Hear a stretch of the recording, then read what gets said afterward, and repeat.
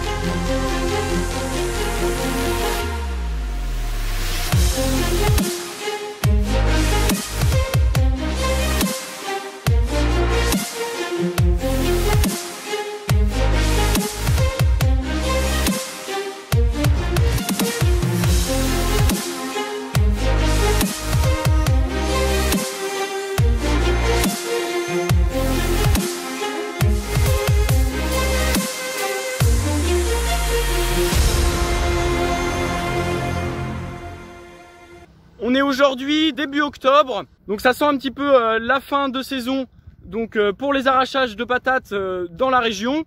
Donc ici on est dans le département de l'Oise. Je suis aujourd'hui sur une ferme de 900 hectares qui cultive à peu près 180 hectares de pommes de terre chaque année. On est aujourd'hui donc sur un gros tonnage aux environs donc de 70 tonnes par hectare, des patates assez volumineuses. Ça peut aussi être lié à la variété, donc ici on est sur une variété qui va sortir beaucoup de volume. C'est des patates qui vont être destinées à la consommation. La machine on va dire importante aujourd'hui, c'est la Grimm Varitron 470, donc une machine qui arrache 4 rangs de pommes de terre en un seul passage. C'est une machine qui va permettre un débit de chantier entre 8 et 15 hectares par jour.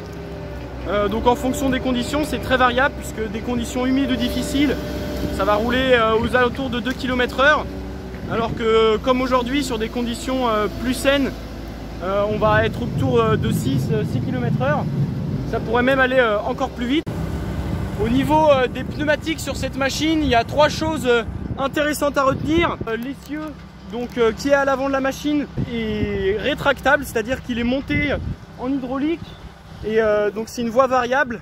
Hydrauliquement, on peut écarter ou rapprocher les roues. Ensuite, bien sûr, c'est une machine qui est 4 roues directrices, permet un rayon de braquage par rapport au volume de la machine assez intéressant. Et donc sur la machine, les 2 pneus donc de l'essieu avec les grandes roues, les grosses roues ne font pas la même dimension.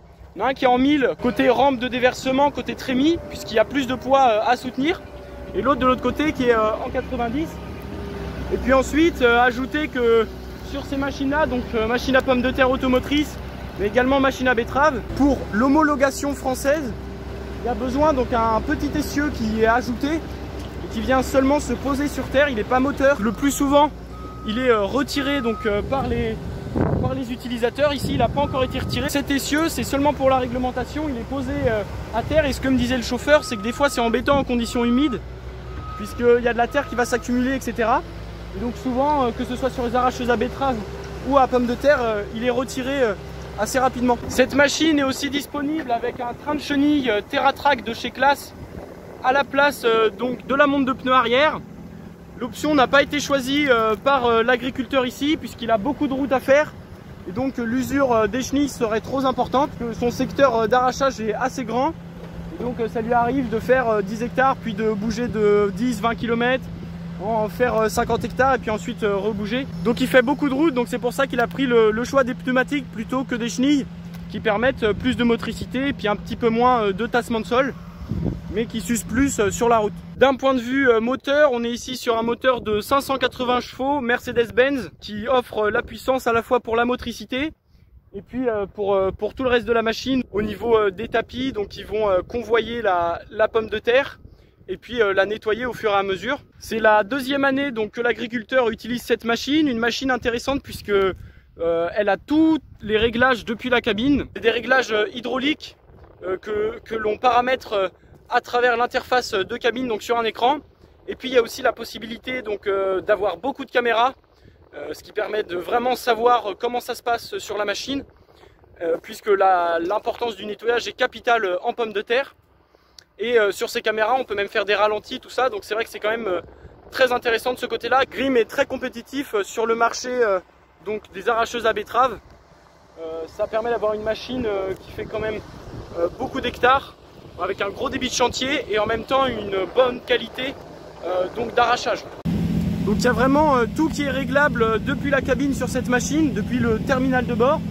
Autant la profondeur donc à laquelle les socs vont aller chercher les pommes de terre, que la vitesse des tapis. On peut même ajouter un système de tamissage sur les tapis pour mieux nettoyer la pomme de terre. La vitesse et l'intensité des rouleaux et des contre-rouleaux. Donc tout ça, ça permet donc d'ajuster, d'affiner donc le nettoyage des pommes de terre en fonction des conditions. Voilà, donc la machine est en train de vidanger sa dernière trémie. C'est la fin de journée. Donc j'espère que cette vidéo vous aura plu. Les explications, moi j'ai appris beaucoup de choses puisque c'est la première fois que j'assiste à un arrachage de pommes de terre. Et puis je vous dis à très bientôt pour de prochaines vidéos. Allez, ciao!